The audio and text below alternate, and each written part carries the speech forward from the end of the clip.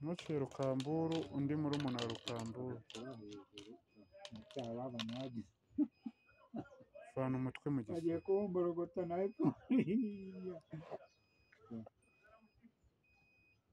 kureba bano bantu ukuntu biyicarira bitwa ko ari ababukwe.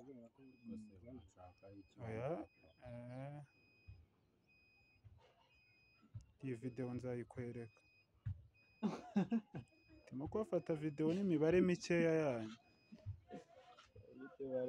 nawe ugiye kwikina umupira ese murembwe naba nawukuye ubu ntiwariye wese yare ari imishogoro ashambye abari imishogoro iriya nsoro barayirasa.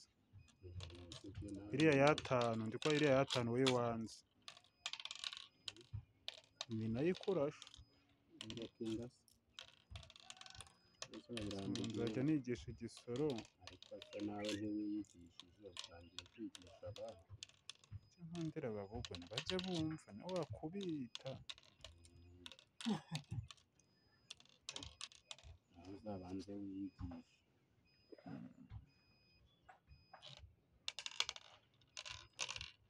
ntabona kwiyihuza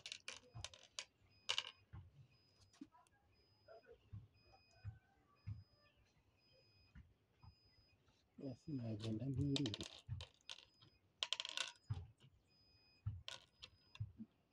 kurya murangiza igice akagenda bikina kuri zose zose ndazikurekeye zose 9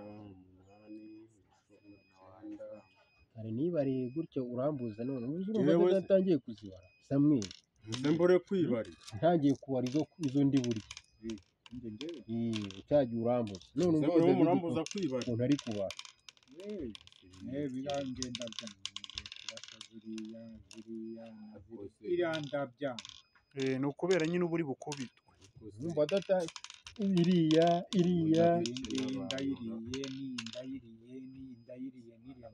nibyo ariko biremewe ni kubera inkoni zawe.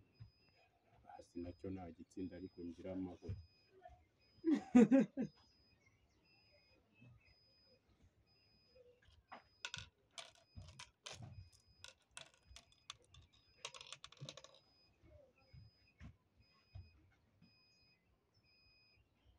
Mirukurize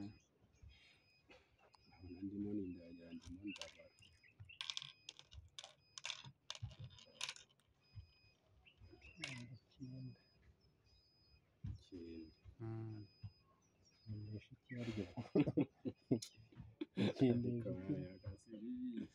ndabara iyenda riba hano Kigali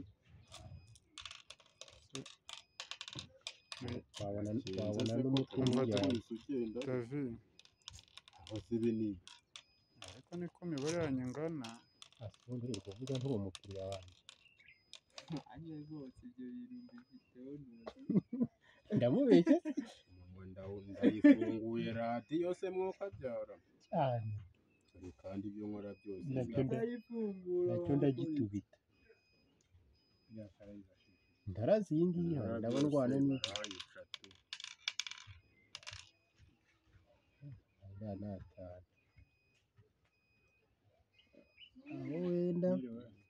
aho wenda kibundo cyane ariko se urimo urakamera ibikiwo urimo kureba ubusa